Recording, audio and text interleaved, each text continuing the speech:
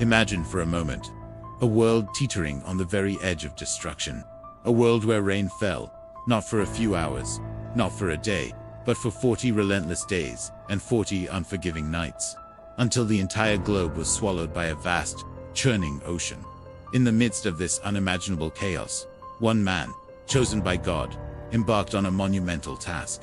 He built a colossal vessel, an ark, designed to be the last bastion of hope for humanity and every living species on the planet. This is a story many of us have heard, but few truly know the fascinating and mysterious details that lie beneath the surface. Today, we're going to dive deep into this incredible account.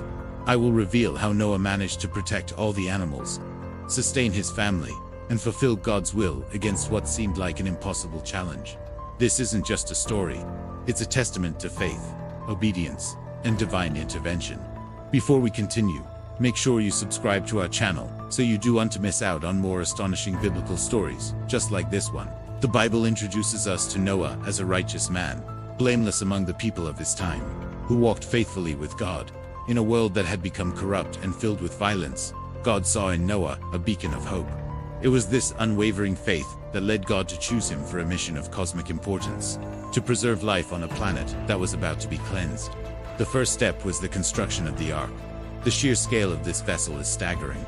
The Bible gives us its dimensions: 300 cubits long, 50 cubits wide, and 30 cubits high. In modern terms, that's roughly 135 meters long, 22 meters wide, and 13 meters high.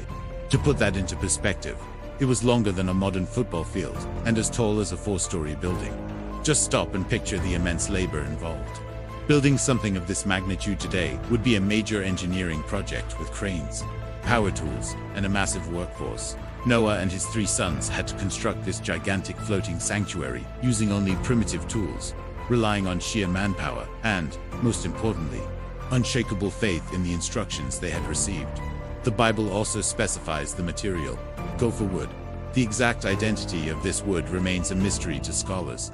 Some theories suggest it could be cypress or cedar, woods known for their durability and natural resistance to water and rot. Other scholars believe gopher wood might refer to a specific treatment process, like laminating wood with tar or pitch, which would have made the ark completely waterproof.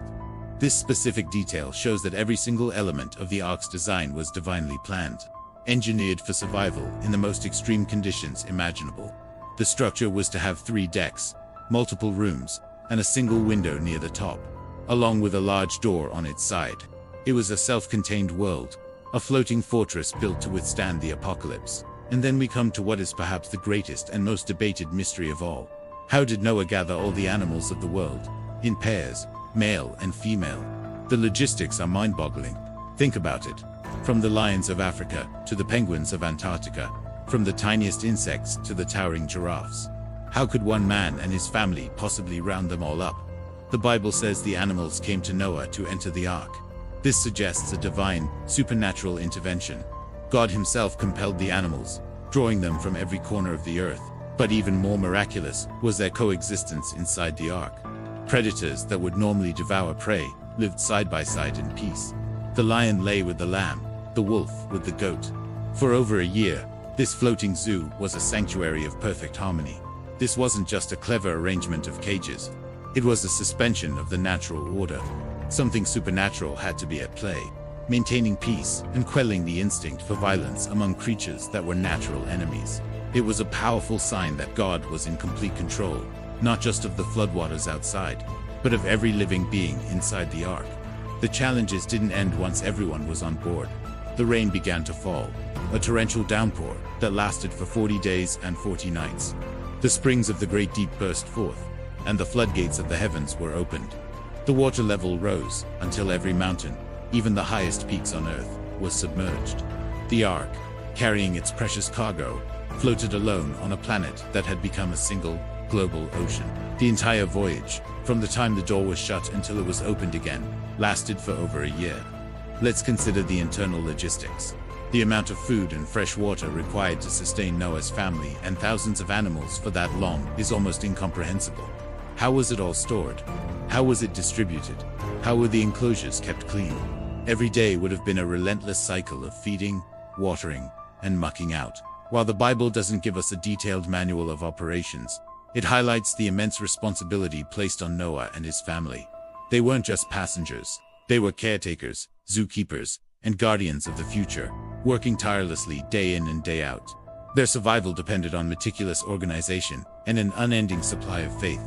They had to trust that the provisions God had commanded them to gather would be sufficient for a journey with no known end date. Throughout this entire ordeal, adrift on an endless sea, with no land in sight, Noah and his family had to place their complete and total trust in God. Imagine the psychological pressure, the sounds of the storm raging outside, the knowledge that everyone and everything they had ever known was gone, the uncertainty of what lay ahead. Their faith must have been tested every single day. Yet, they persevered. They held fast to the promise God had made to them. The ark was more than just a boat. It was a floating symbol of divine protection. It was a testament to what can be achieved through obedience and a powerful emblem of hope in the midst of total destruction. It was a sanctuary where God's covenant with life was preserved. Finally, after 150 days, the waters began to recede. God sent a wind to blow over the earth, and the ark came to rest on the mountains of Ararat. But even then, they had to wait. Noah sent out a raven, and then a dove, to see if the land had dried. The first time, the dove returned with nothing. The second time, it came back with a freshly plucked olive leaf, a sign that life was returning to the earth. After waiting another 7 days, Noah sent the dove out one last time, and it did not return. The long wait was over. When the ground was finally dry, God commanded them to exit the ark. Imagine that moment. The massive door opens, and for the first time in over a year, they see dry land and a clear sky. Noah, his family, and all the animals step out into a fresh, clean, and renewed world. The first thing Noah did was build an altar and offer a sacrifice of thanksgiving to God. It was an act of profound gratitude for their salvation. In response, God made a sacred promise, an everlasting covenant with Noah and all of creation. He promised that he would never again destroy the earth and all its inhabitants with a flood. And as a sign of this eternal covenant, he set a rainbow in the clouds. To this day, whenever we see a rainbow, it serves as a beautiful reminder of God's mercy, his faithfulness, and the enduring power of hope. The story of Noah's Ark is a powerful lesson in faith, obedience, and the incredible promise of a new beginning. If this story spoke to you and deepened your understanding of faith, then please subscribe to the channel. Leave a like to show your support, and comment below with what you learned or what part of the story inspires you the most. Share this video with someone who needs to be reminded of hope and divine protection today. And don't forget to activate the notification bell so you won't miss any of our upcoming biblical explorations. And speaking of our next video, you will discover that the destruction of the ancient world did not end with the flood. There were cities that defied God in ways that were extreme and shocking. And he responded with a direct and fiery punishment from the heavens.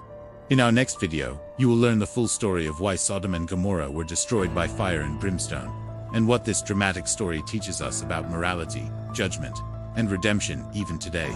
You absolutely will not want to miss it. Thank you for watching.